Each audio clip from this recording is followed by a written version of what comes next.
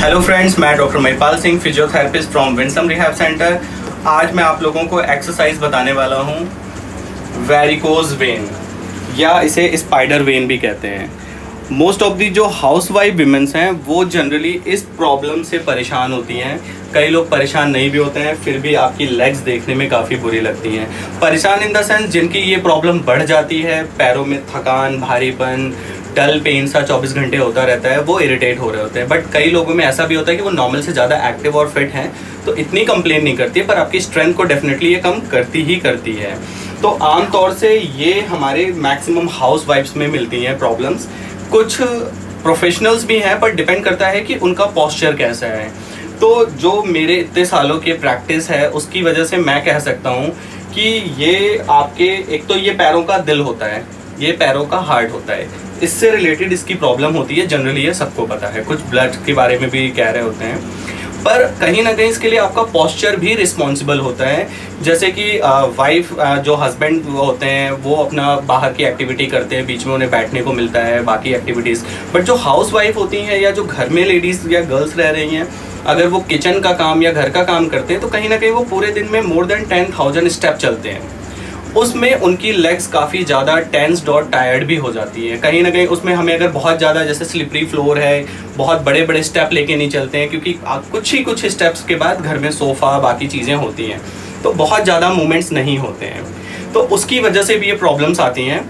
दूसरा, किचन में काफ़ी लोग इस तरीके से टेढ़े होके खड़े होते हैं, कुछ स्लैब से ऐसे चिपक के खड़े होते हैं, फिर अपना काम कर रहे होते हैं, या आगे झुक के वो झाड़ू लगा रहे हैं, बाकी चीज़। तो पूरे टाइम उनकी लेग्स इतने बैंड में रहती है, ऑलमोस्ट पूरा ये स्ट्रेट जिसमें हमारी हैमस्ट्रिंग स्ट्रेच होती है, ये नहीं आता है।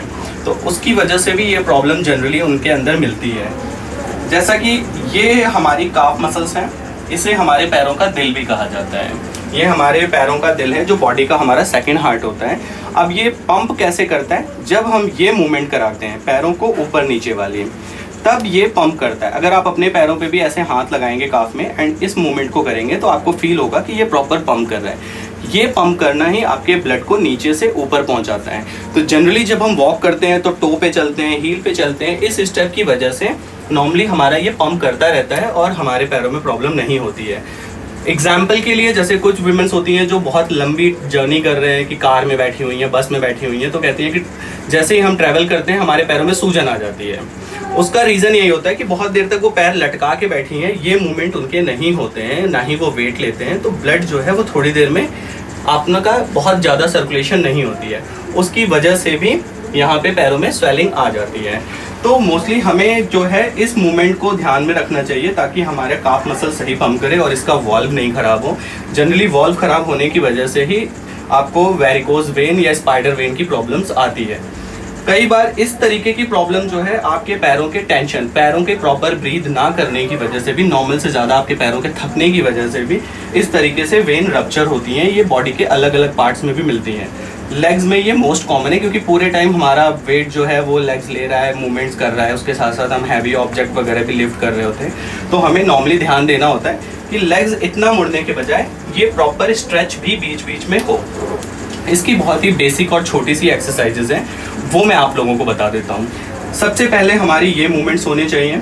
तो इस मूवमेंट को हम बैठ के खाली इस तरीके से भी कर सकते हैं, बट कोशिश करनी है कि ये 10 to 15 रिपीटेशन ही हो, अदरवाइज उसके बाद हमारी पैर थक जाता है। तो एक्सरसाइज इसकी नहीं, एंकल की शुरू हो जाती है। फिर यहाँ पे जो आपकी 8 बोन्स है वो टाइट होने स्टार्ट हो जाती हैं, या एंकल टाइट हो जाता है। तो बहुत ज़्यादा नहीं, 5, 7, 9 देन रिलैक्स। अदरवाइज आप इस तरीके से कोई भी बॉल ले लें, इस तरीके से बॉल को प्रेस करें, फिर थोड़ी देर किचन में जैसे कुछ पका रहे हैं अपना पैर से चलाते रहें, या कहीं पे भी आप ऑफिस में बैठे हैं, सिटिंग जॉब है, आप चेयर के नीचे रख लो, इससे भी आपकी एक्सरसाइज होती रहती है। इसके लिए आपको कहीं जाने की जरूरत नहीं है, राइट। तो एक एक्सरसाइज ये हो गई।